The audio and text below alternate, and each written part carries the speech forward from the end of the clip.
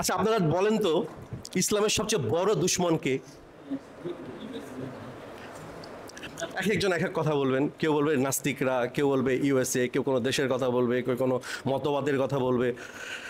তো আমি আমার ব্যক্তিগত অবজারভেশন থেকে আমি মনে করি ইসলামের সবচেয়ে বড় দুশমন হচ্ছে সেকুলারিজম, ধর্মনিরপেক্ষতা। ইউরোপের পাদ্রীদের মানে অন্যায়, অবিচার, অত্যাচার এবং বদমাইশি দেখেই ইউরোপবাসীরা সিদ্ধান্ত নিয়েছিল যে ধর্মই আসলে সকল নষ্টের মূল।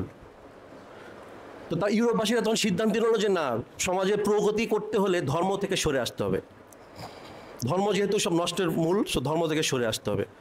ধর্ম থেকে সরে আসার জন্য দুইটা দল তৈরি হলো। একদল বলল না, ধর্মকে সমাজে রাখাই যাবে না, তারা হয়ে গেল নাস্তিক, তারা হয়ে গেল কমিউনিস্ট, হোয়াট এভার। আরেক দল আচ্ছা ঠিক আছে, সমাজে ঈশ্বর বা ধর্ম থাকুক, কিন্তু রাষ্ট্র বা সমাজের মানে নেতৃত্বে এদেরকে আনা যাবে না।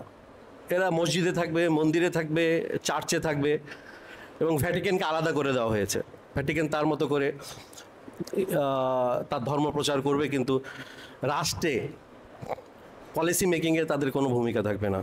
হ্যাঁ, তাদের একটা ভূমিকা থাকবে, তারা জাস্ট কোরআন বা চার্চ বা বাইবেল ধরে শপথ নিবে, প্রধানমন্ত্রী বা মন্ত্রী বা